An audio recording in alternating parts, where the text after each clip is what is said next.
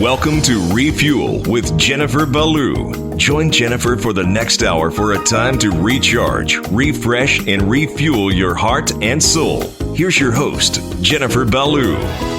Hey everyone, welcome to the show. I'm so glad you're joining me today. I hope that you got to join us last week as we started the interview or conversation, whatever you want to call it, with Dani Stroda, because today we're just going to continue with that conversation. And it was so good. It was so refreshing. Just, bouncing things off of each other, just talking Jesus, hearing her testimony into just her health, and in that process of, really getting into our body, mind, and spirit.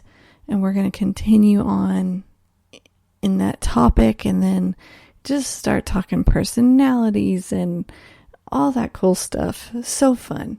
So here we go. Prone to our faults. He knows, and he's so faithful. We can trust him. I would say a few years ago, pre all of the beginning of all this, I started just having, my husband and I were teaching a Bible school, ministry school, back in Nebraska at our old church. And, we just met weekly, and then we were teaching 2 different semesters at a time. So meeting twice a week is all. And we would have these great times of worship. We would always start off with worship. And I began to have these amazing just encounters with the Lord, which is not... I have Enneagram. We'll have to talk about that sometime. I don't know how much you've done this. So a 3, but with a wing 4. So that creative, artsy side is in me somewhat, but it is not my dominant. And I don't just see an angel every time I turn my head. Some people do. They're just seers, and they can see things. And that's not normal for me. It's becoming more normal, but up to that point, it just wasn't my normal. And so we would have these times of worship where the Lord would just meet with me and share, it was just sweet times in his presence, really tangible, just sweet times in his presence. And he showed me this picture, lots of pictures, and he showed me this picture one time of a bowl of popped popcorn. And I was swimming in it. So I guess I was a miniature me. I don't know. And I'm swimming through this popcorn, and it's good popcorn, the buttery, good, looks fluffy, not burnt. And then every once in a while, I would come across a burnt piece of popcorn.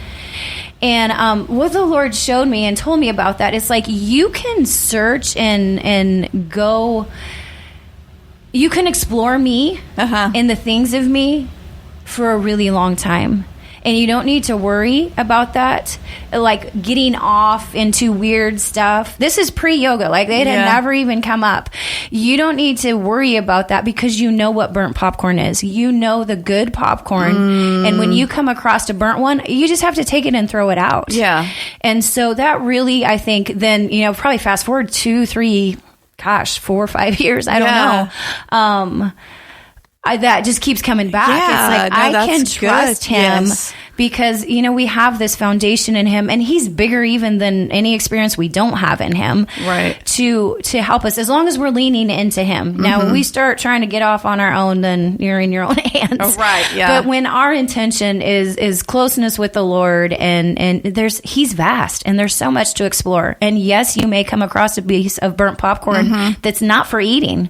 Take it and throw it out. You don't have to get all bent out of shape about things and be scared of things because he's faithful to show you the burnt popcorn. Yeah. And I think it's important too, especially for leaders. But even if you are kind of in a relationship like where you're mentoring someone or whatever, we're all going to have our own bowl of popcorn, and what may... I don't know. I feel like there's a lot of times where there are people that will disregard things. Just for example, when we had Mike Sullivan here at the church, and he was talking about the brain science stuff, there was a group of women that some of them were new to the Lord. They're going through it was Rock Bottom Ranch women that were here. So if nobody knows about them, then you know that their journey is going to be a rather intense one. And one of the leaders in that was the one that was just kind of she didn't like it. She didn't like what she was hearing. And that might be okay for her. She might not be in a place where that is a healthy thing for her to listen to. But the woman sitting next to her, that might have been the popcorn she needed to swim in. Yeah. So we've got to be really careful to not, try to pick all those pieces out of somebody else's bowl as well. Right. As moms too, we tend to want to do that for our kids. We want to pick that popcorn. We want to save our babies from that burnt popcorn. Yes. So I guess because what do we have? Almost an hour? We got a little, we got longer. I guess let's dive into some Enneagram stuff. I feel like I'm not talking very well into my microphone, but anyway. Where do you want to start with that? How did you kind of get into it with yoga and that stuff? I've talked about it some on here. And just kind of the reason I kind of dove into it. And then I was like, I don't like what it called me, so I didn't want to look at it. And then I got back into looking at it. But when I took your yoga class and we did the whole Enneagram thing, man, some of it was just like, oh, that's really good stuff. That's the good side I want to hear about. So yeah, I have always I love personality stuff. I love taking all the tests. And funny enough, though, I feel like it I never felt known as I do now with understanding a little bit about the Enneagram. I will say the Enneagram is vast. It's not just a basic personality profile test that you take and go, oh, that's me. That's me, yeah. But I love all that stuff. So when I started hearing about it, and I'm trying to think time frame, which I'm terrible about it. I remember I was in a season of giving plasma. So it was a summer a few years ago. And because that's where I would read my books or listen to them, audiobooks. And so that's why, but I don't remember. So a couple of summers ago. And I don't even know how I first heard about it, but it was another personality thing. So I was like, let's look at this. Yeah. And so the more I dove into it, it's like, well, this is bigger than just a characterized personality. But what I found, and I was kind of flipping through some stuff this morning thinking you might address it. And I'm like, do I need to refresh my mind a little bit? It talked about the Enneagram doesn't put you in a box. Right. Because I think a lot of people who I don't like personality stuff, that just boxes you up. I mean, and I get that. Like, no one wants to be put in a box. You want to be yourself. You want to be free to be yourself. Right, yeah. But that's exactly what the quote is about. It's about, it doesn't put you in a box. It helps you understand the box that you're in. Right. Because we are all in our own little, our weaknesses, our strengths, our distresses, our, and how we react in those. And, it actually gives us some tools to understand that and then help us to live more fully, to have more freedom in life. And so to me, that's probably why I love this. Yeah. And knowing that a little more. I wrote down, this is from, I meant to write his name down because I knew I would forget it. But anyway. Whatever. It's from the book, The 21 Irrefutable Laws of Leadership. Is that Maxwell? Yes. John Maxwell? John. There we go. Okay. I knew I was going to forget. And I knew it was John, but I kept thinking, no, it's not. You just think that. You think everybody's name is John. Anyway, the number 8 law is the law of intuition. And it was talking about how people are intuitive in their area of strength. And who you are dictates what you see. And I'm sure you're thinking, why are you saying that? But in all of that, and you're talking about connecting with people and that kind of thing. It says the ability to connect with others begins with understanding the value of people. But we have to understand ourselves to be able to have to even understand our weaknesses, to understand our strengths, to be able to be intuitive from that. Right. You know what I'm like? Right. And to trust that. Yeah. And when you know that who you are dictates how you see things, I mean, for example, this morning was a rough start to the day, and before Dani even got here, I said I'm having like a very one moment. But I know that about myself. I mean, I could have just been mad. Right. And I was mad because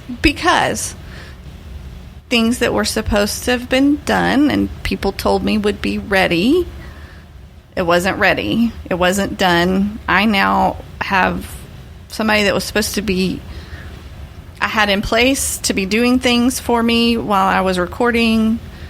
So now 2 hours are wasted because the other place didn't have their stuff together. That kind of stuff aggravates me really bad. If you said you were going to do something, do it. And yes, I have to still work through those things, especially when I'm tired and there's so much going on. But because I'm able to, I know that that's one of my weaknesses and strengths. Yes. That I realize I'm probably viewing this in a way that could be viewed differently. So it's a tool. I keep telling people and the Enneagram is a tool for us to use. I mean, God's provided lots of tools for us to help ourselves out, and we need to learn to do that. Well, I think 100%. Like, if we come back to the basics of why we're here, I mean, Jesus, the greatest commandment, he tells us, love the Lord your God and to love others as you love yourself. And I think for a long time we left out that as you love yourself because we don't want to be selfish. We don't want to exalt ourselves. But there's actually probably a reason that's in there. Yes. And maybe us as Western American mindset need to have a little bit of re-educating in kingdom ways because we tend to think our ways are God's ways, and sometimes they're not. Right. Often he has that to... culture thing being neutral. So we do. We're just we see things through our lens. Yes. And the first thing we can understand is the world is bigger than us. God is God. And if we want to love him well, sometimes we need to open up a bit broader and understand why we're not or how we're not. Yeah. And that was actually the reason I kind of started looking into the Enneagram more closely. Is one of my cousins said it just helps you love your people better, and I was like, that's cool. Yeah, like if I have an understanding of why you react the way you react to things, or why you say it the way you say it, like if I understand the heart of where you're coming from, and for me today, if I can understand the heart of where I'm coming from, then I can change my reaction. And I can change my reaction to you, or I can, you could say, I'm pointing at her like she's done something wrong or something, but you know what I'm saying? Like, you could have said something that I would have been kind of like, excuse me. But if I know you and I really understand that kind of thinking, and especially with our girls, then we can stop and go, okay, she's kind of reacting out of this place of stress or this, or, And I think with the Enneagram, some maybe personality stuff might tell you that you do something, that you might, react this way under stress. I think with Enneagram, it tells you there's like this core thing in you, and that's why you react. And of the things my husband and I look at, which he's never taken the test, he is not a test guy, sometimes I'll take them for him, which he actually likes because he figures I know him better. Right. I mean, and I think that's good. Like all through personality stuff, I would encourage spouses to take it for the other person because we have our own view of ourselves that sometimes is not accurate either. We have our perceived self. Right.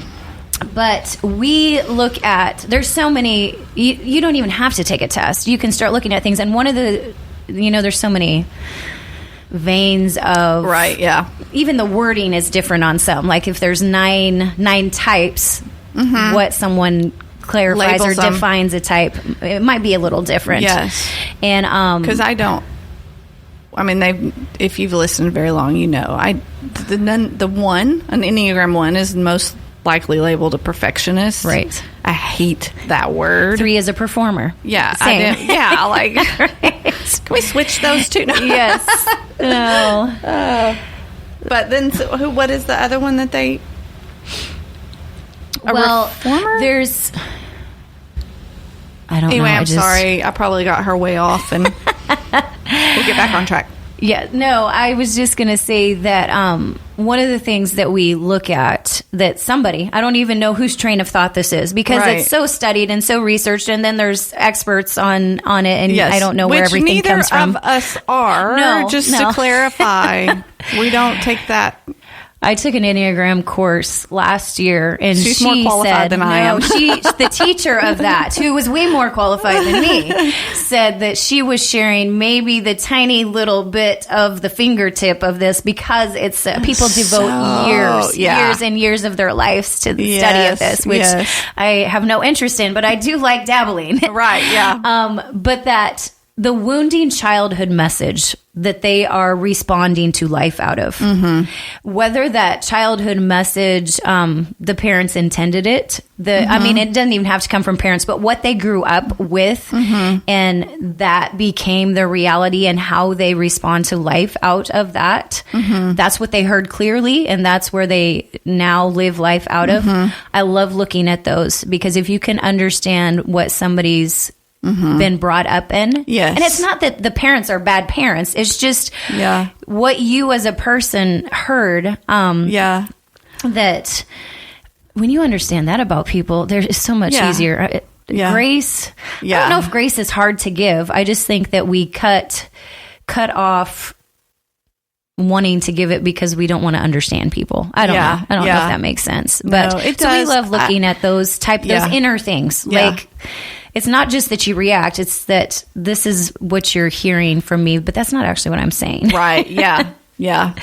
I shared something yesterday on social media just about in that same kind of vein. There's so much that shapes our ideas and our opinions and our values and whatever that, some of it may be rooted in Christianity or something.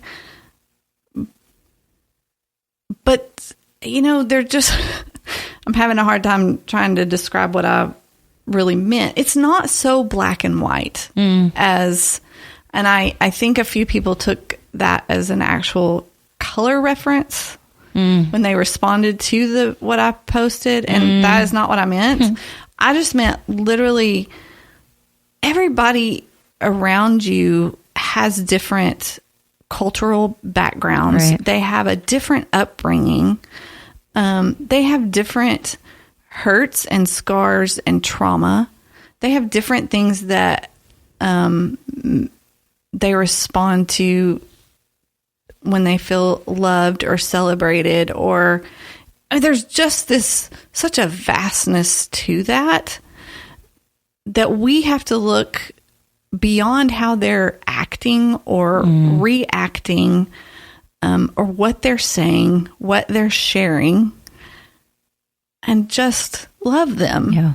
Because they're people, not because they had a good attitude or because they do look like you or, I mean, my 3 girls were raised very much the same. Like, you know what I mean? Like, right. And your kids were raised. Now, I'm going to say that older three. My first three, we call them the OGs, the original gangsters. Yeah. God is so good and so faithful to give us understanding and wisdom and to help us to grow. And it's amazing to sit with somebody and talk about those things and look at personalities and how we can learn about ourselves and learn about others and to love them and love them well. So let's continue talking with Dani about just those things. And your kids were raised. Now I'm going to say that your older three. My first three, we call them the OGs, the original gangsters. Yes. Pretty much same environment, same parenting method for them. It's definitely different on the other side. But are they not vastly different? Yes.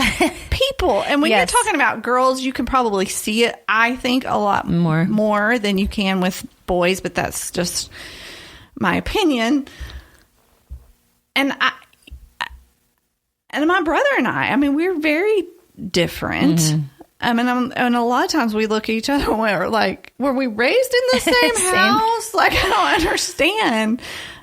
But that's how much different things affect you differently. Well, you can have even the Gospels. You go through the Gospels and they all lived. Matthew, Mark, Luke, and John are all kind of telling the same stories, but they're different. Totally different. Same experiences, different perception. Yes. And so there's similarities, so you know it's the same, but there's different, details that some leave out and some put in. And so same, my three girls, same experience they could have, but they're all going to come out of it with a different view, whether it was good or bad, and mom was good or bad in the situation. Yeah. And we've got a few of those stories too. Yes. So yes, it's all the Lord. And he's just so into diversity. He just loves to create us all uniquely and different. And then I think he just threw us all in a box and said, have fun. Exactly. He enjoys watching us all just kind of work it out and rub up against each other. And he helps us, but I think he loves the color of the differences. And I think, for me, if I can take a step back and look at things that way, it's easier for me, because otherwise I think my husband should think just like me and perceive things just like me. And anything that I think is a no-brainer, he should think, well, that's the most wise choice. Why are we going around this mountain again? Yeah, it was so funny even talking about it now. Earlier this week, we're having rehearsals right now because we're having a Christmas show Saturday. This won't air until after it's over. So anyway, if I'm still alive by then, but we'll see. You're going to make it. You are going to make it. It was just this realization of the whole year. I mean, the whole year, as in starting in September. For me, because that's kind of for dance and everything. That's when our year starts. I was still teaching in this same perspective and same mindset as before COVID-19. So I wasn't. I don't. There's my words are escaping me again. And I had to come to that realization that I could have done things differently, but I also really have enjoyed our classes and not being so focused on, hey, we have a show to do and people are going to be here to watch it. Because I thought that was just something that everybody realized. They didn't, because a lot of these kids have never performed. And a lot of these kids, it's been a year and a half since they've been in front of a live audience. Yeah. So their perspective is totally different. But then when I sat down and talked to like our babies' mamas, and I was saying, hey, look, we're happy if they get on stage. Like, we are in a kind of close quarters, kind of a stage situation. They're going to be able to see people. Yeah. That's scary. I mean, if I'm up there, I tell the kids how to look over people's heads so we don't have to look you in the face, kind of a thing. They could cry on stage, but if they stay there. Yeah. That's a big deal. Right. I said, we have to be sure that we're not looking at them thinking, why didn't you do exactly what the teacher did? Why didn't you know the dance? Because that's an adult perspective. Yeah. Should we be able to get up there and do what the 3-year-olds are supposed to do? Yes. We're grown-ups. Right. Surely, even if you've Right. never had a dance class before, you could do that. But what's going through their minds, I said, I guarantee you, if you don't say a word and they just stood there, they would come off the stage and say, look, did you see how incredible of a job I did? Like, I was amazing, you know? Because their perspective is so... It was a hard thing, and they survived did it. Yes. So, like, just across the board, for all of us, we all had to come to this, like, okay, we need to change some of our mindsets and our perspectives. We need to look at things a little bit differently than exactly what you see on stage or whatever. And it was a good kind of a teaching moment with the kids. But that's also true with, like, Enneagram kind of stuff. We could be in the same situation, and really a 1 and a 3 has a lot of similar tendencies. Right. Yes. But you react out of heart. Is that right? Yes. So, yes, if you're talking about your heart or your gut. Or your head. Right? Yeah, I think those are the 3. Yes. So it you comes react out different. of heart. I react out of gut. Yes. That's a big difference. So if we're in the same situation, we are going to perceive it and react totally different. And if it's both of us are in a negative, like, reaction, we have to go to a different place to figure out why, why we had such a strong reaction to that. I mean, I'm going to say you probably would have had a strong reaction to what I went to this and dealt with this morning. Sure. Yes. I was mad. I was mad. Anger. And I'm going to say, like, if it had been my daughter, Jessica, who's also a 3, she probably would have cried. Right. Because it's a more emotional thing. Like, because how in the world is she going to fix this now? And I was like, how in the world are you going to fix this now? So, anyway, it's just, I mean, we could probably do a whole nother 2-hour show just on Enneagram. But it is, I think, just something of a tool that we need to. And I think for me, I'm always looking for this stuff because I have 5 kids, and I really, and it probably, especially the last few years, learning. There was something when my first 3, the OGs, were my kind of middle school range. I read a book by Dani Silk called Keep Your Love On, which isn't a parenting book, but definitely talks about some of that. And then he also, there's a book about loving your kids on purpose. And I don't know that had come out yet then. Previously, I had read Parenting with Love and Logic, which is kind of the same principle, but it's kind of all in this few years time span where my parenting shifted from just kind of doing what I was raised in to owning what I wanted for my kids and what kind of legacy I wanted to have and impart. And I had a really dear friend who's a mentor in family relationship, and there's a couple of them, but I'm closest with her, and I can look at her and I go, that's what I want. Her kids are all grown now, and I look at them and I look at their relationships, and they're not ooey gooey perfect, but they do life together and they figure out conflict together. And the most important thing at the end of the day is we're going to be connected and find this flow of connection between us again. And so kind of walking through all of that. And so I put a lot, I want to be a better mom. I want to be a better mom than my mom was. I want my kids to, I did a better job, but now you take what I give you and go do life better, go do relationship better. And so I really, to do that, to love them well and to raise them well, I need to know them. Yeah.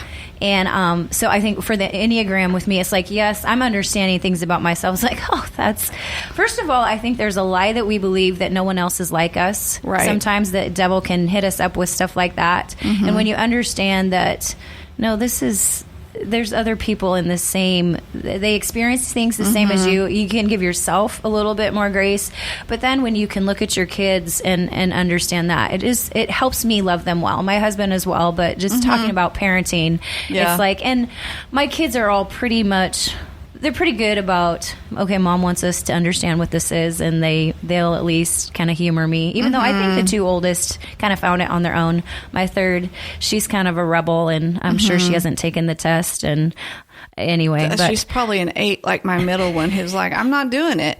Don't tell me what to do. See, and that's why I know she's an 8. But she thinks I only talk about the negative things, but it's like there's so many things I love about her 8-ness. Yes. But it's such a dominant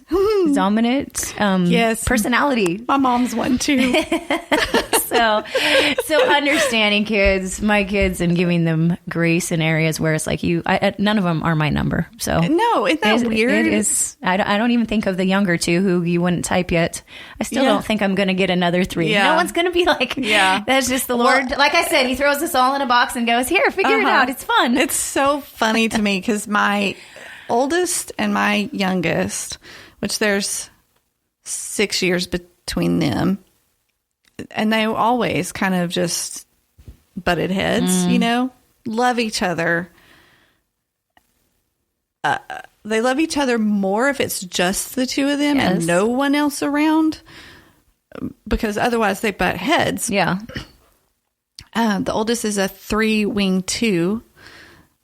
The other one is a 2 wing 3. Interesting. I'm like, I always told y'all were a lot alike, but there was just that little wing, bit there that just kind of like rubs raw or something. So it's so funny to me when you take it and you're like, interesting.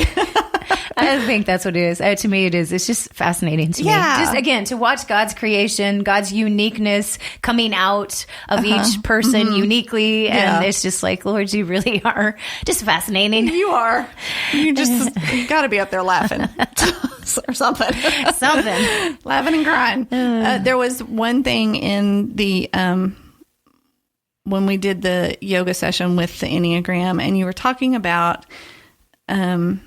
I'm not going to word it right, but basically like how you commune with God, kind of based on your type. Yeah. Yes. Do you have those notes with you? I might. Yay. Because I just love that. And then I was trying to repeat it to somebody. I was like, I don't know. It was just something about my body and moving.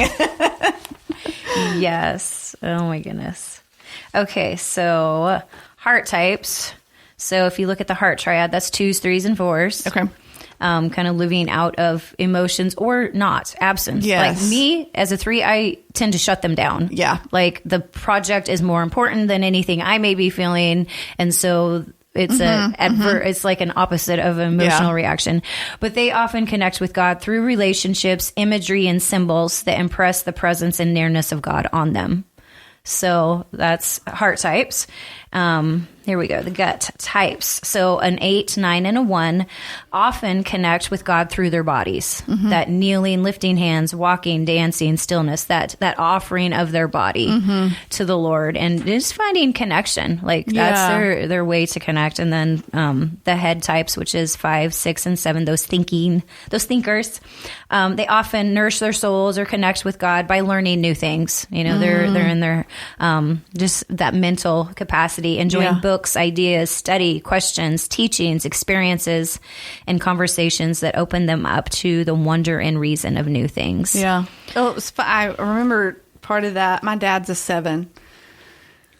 He was not a great student, but the man is really smart. He was a mechanic. And, like when I had physics projects to do, I took him to my dad. He didn't have a clue what the textbook was saying, but he knew how to do this stuff and figure it out. Yeah. And so, like reading that, he's with his head. That's how he, would find a better connection with God. Yeah. Well, it's not going to be through a book. You know what I'm saying? But when he is figuring things out, and I'm saying this because I think sometimes, again, where we should think take things very literal and by the book, which would be the Bible. We tend to take things like that very literal. You know, like, no, my dad is not, you are not going to find that man with a book open trying to figure something out, because we'd be here another 10 years before, you know, I mean, that's the reality of it. Right. But if he is just working with his hands and his brain to figure something out, and if he had the ability to just kind of let everything go and process and think that way, there's a connection there that's different than if I was doing that, you know, because I love to learn, but it would again be with my hands. So it would be, you know, the body kind of thing, you know, I don't know. I just feel like sometimes we take some of this. So yeah. And I think sometimes we've kind of boxed in what it looks like to worship. Just like worship looks like this, and different. And it has to be on a Sunday in church. Yes.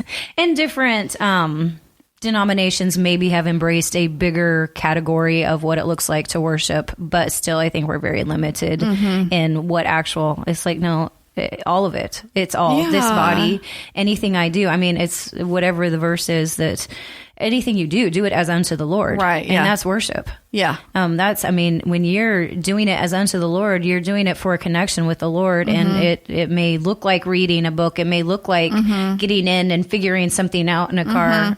My husband is a 5-wing, and there's a lot of that. When he's able to go in and figure it out and fix a problem, there is... Sometimes I think we relegate what the feeling of the presence of God is only that ooey gooey feeling we feel on Sunday mornings. It's like, no, when you get that sense of, I don't know, bliss, fullness, satisfaction, it's like you've just encountered God and you've met with him in that. Yeah. Again, it's opening up. We're not compartmentalizing, but opening up this whole, all of this body, soul, and spirit is created to have connection with him. And I think that's too, like, that's part of the rest. And James and I were talking about this as well, because neither one of us are great at that word. Like, I don't want to be still. Like, when somebody says, well, you need to rest, when is that going to happen? Like, I don't like to be told that. Right. But when I could finally take away that, what the world thinks that rest looks like, and say, no, that's my time when I can commune. I can do that anytime. I can rest in the middle of a really hard work week, you know, because I can get to that place where brain cells have left. What you were just saying. It's a connection. Yes, working out of, like, you know, that you're in this worship Yeah. place. Like, there were several times during, like, March, April, May, and it always ended up being on the day I had planned to record the radio show, and I would not do it that day because I would spend the whole day crying. Like, because I was having to go so hard, and I would have to be so focused on trying to get that video and this done, like, for work, for the studio, to try to keep up with everything and this whole new way of doing whatever, that I wasn't enjoying the process of dancing. It was like, get in, get it done, survive it, try to walk by the end of it, because my body was just like, we ain't doing this anymore. And it would inevitably, I would end up with a project at my house, cleaning out and organizing, switching a room, something, like, you know, something, and I would be fine. And it was just in that sudden kind of thing of, this is something I love to do, and I don't have to think so hard about the task. Right. So I can talk to God. Like, we can, and I can just, I don't even have to talk to him. I can just be with him. Yeah. And there's that word again, rest. It's always something with that word. Let's just kind of finish out this conversation and talk about what that does for us and, for our personality types and just that communing with God and that being the rest that we need. And it looks different for all of us. That was rest. And I think we can find rest in everything when we really realize that, I think it's in Matthew, but it's when Jesus says, "Are you tired? Mm-hmm. Are you weary? Come to me, learn of me." And in the Message, he's talking. I'm pretty sure it's in these notes somewhere, but in our working and our resting. Mm-hmm. And he talks about learning the unforced rhythms of grace. And I think that's it, where you get into that. It's not that you're not working. Right. Even though I'm big on taking vacations and away from work. I'm big on shutting off the phone at some point. I think it's necessary sometimes. But we can't do that all the time. Right. And so what? We just don't have rest? I mean, I think we're invited into more than that we can have rest in the midst of work. Mm-hmm. And I think that is those unforced rhythms of grace where we're working with him, that we're having that lifestyle of rest, even though our physical body may be not resting, we're working, but it's unforced rhythms of grace. We're just in movement with him, and it just makes life better. Yeah, it does. It's definitely, I am going to forever be grateful for 2020. And I'm so many people ready for 2021. Well, I don't know about you, but for the last 5-6 years, every time that new year rolls around, I'm like, I don't know. Because it could get worse. I am not going to I don't know why people think, hey. You turn the calendar and now all of a sudden life changes. Something's different. Not really. So, but I just, I'm going to be grateful for the lessons that were learned in this year and what I can take into the future. Yeah. I can take it into tomorrow, Right. Or later today when I have to go finally pick up the things that were supposed to be ready at 9:00. Right. But I can take those lessons There's so with much. me because there was so much richness in having the time to go, hey, your body needs help. Like you physically, you've got to figure this out, just like you did when, with the miscarriage. There is, that was an actual physical miscarriage of a sweet baby boy, but it's almost like you're about to miscarriage everything you've been given if you don't stop and take care of this now. Like you can't keep pushing through kind of a thing, know? And I think we do that a lot, especially as women. We don't want to miscarry things, but like we kind of force that upon ourselves. Not that you did. You know what I'm saying. Yes, I do. Yes. Like in that same kind of spiritual way, we do that a lot. Yeah. So. Yeah. No, I agree. There's just so much to be gleaned from this past year and what the Lord's speaking, and He's done so much to show us where we need Him, and it's good. Yeah. Like, we can't not want the exposure if we want growth in our lives, and so I'm excited for a new year, just a new season, and I think if we can look at things that way, I want to take what He's given me and just keep on with it. Like you said, that could be tomorrow. It's like if I've learned something today about myself or about life or learned a new way to grab onto His grace, I can use that tomorrow. Yeah. I can use that in 2021. Yeah. I can use that next week. Right. So, yeah. Okay. So I know you need to go. Tell everybody where they can find you, social media, Okay. website. Yeah. When the classes are, you can just spit all Yeah. that out, and then I'll let you go. All right. Well, my ministry is Triune Wellness. And so on Facebook, you can find me, just Triune Wellness is what it's called. On social media, I have a kind of a local account, and that's Triune Wellness Yoga. And that's going to give you mostly local updates about what's happening here in Palestine. Some of my online things, because I do have online things as well. Right now, I'm teaching at the Art Center Thursday evenings, just tonight and next week at 7:15, and then we'll have this Christmas holiday break, and then when things kick off again back at the studio after the first of the year, it'll actually be Thursday mornings, I think at 9 or 10. You're going to have to go find my social media page because I can't remember what I decided. And so on Instagram, for the local things, Triune Wellness Yoga, I'm on Instagram as meditating.mama there. And that's where everything is. Yes. And I do have a website, mytriunewellness.org. Yes. So, or y'all can contact me. I'll put it on here later, but new website, new email, which also means I need to go get new intro and outro music. So I'm going to go talk to Joel about that. Beautiful. Yeah. So thanks for joining me, Dani. Thank you. I loved it.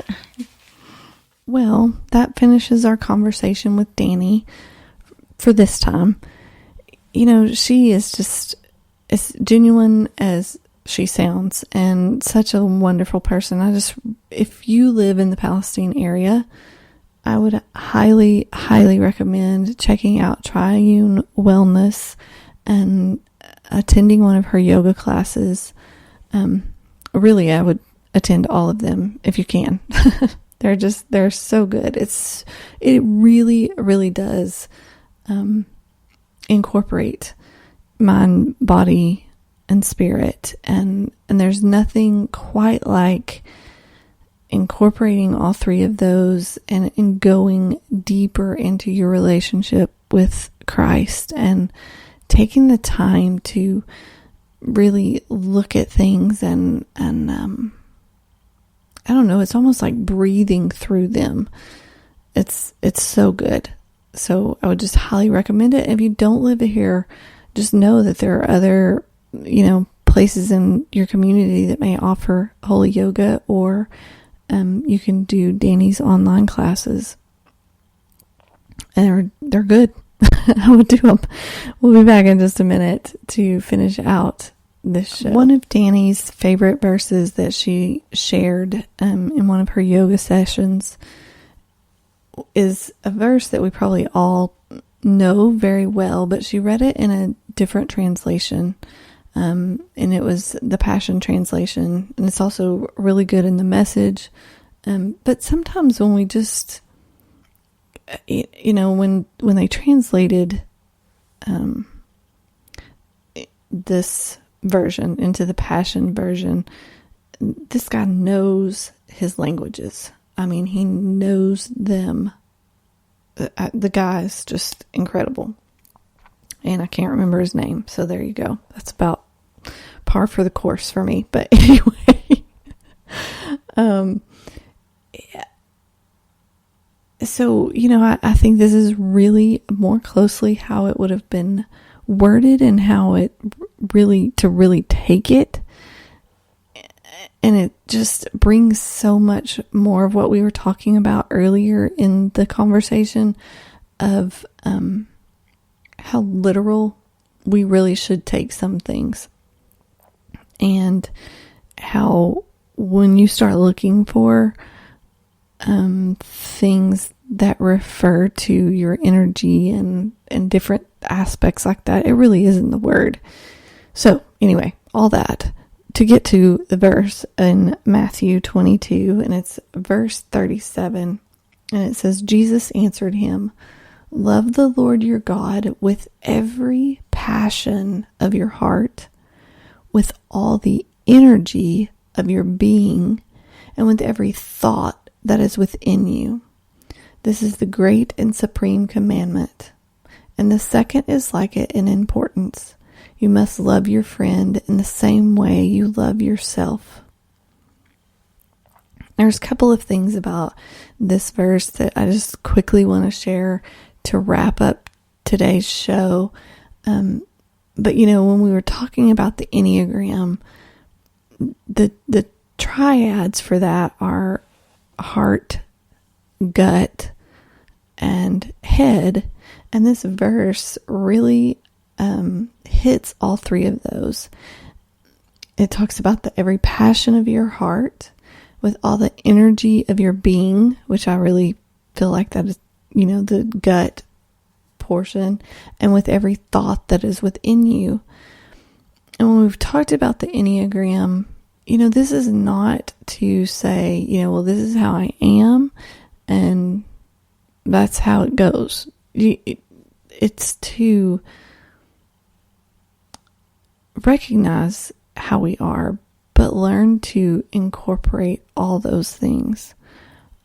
For me, with all the energy of my being, that's an easy one for me. But every passion of your heart and every thought that is within me, those are harder. And I need to learn to connect with those things to be able to fully love God in the way He's asking me to. And that translates also into, loving my friend and my neighbor, the people around me, with fullness, to be fully me and to love in that full capacity that He's created us all to love in. And that's, just one of those things that I think, if we can just take the time to really look at things that we don't maybe, I don't know how to say that, if, like that we feel uncomfortable about Enneagrams and, with our energy and all that kind of stuff, that maybe sometimes we need to really stop and look at things and observe them in a different manner and really find out what God is asking of us. So anyway, and we've talked so much about how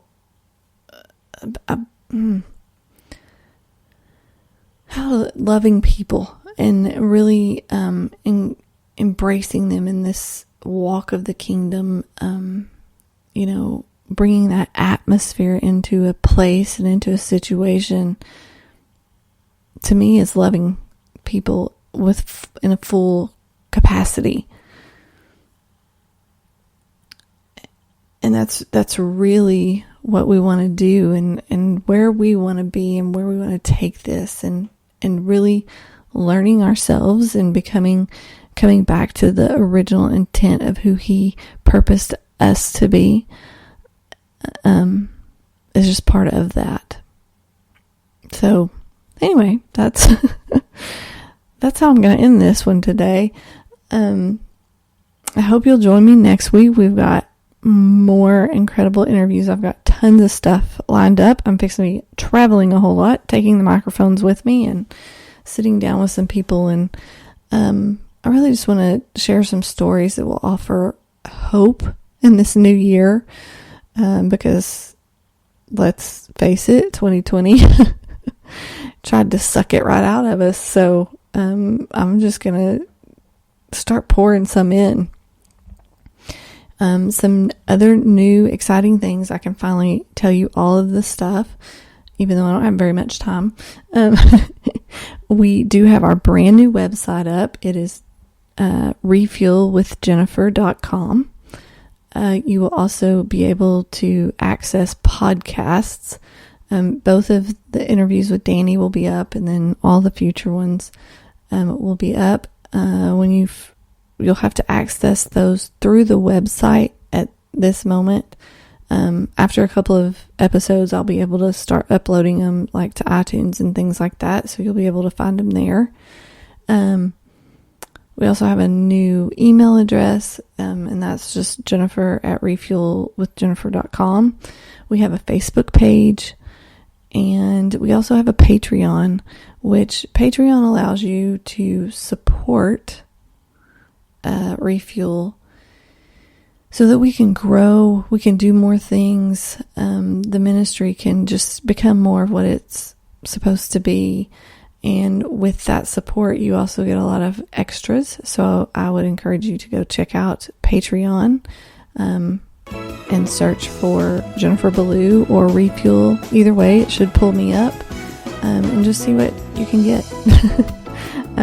But thanks a lot for joining me, guys, and I'll talk to everyone next week.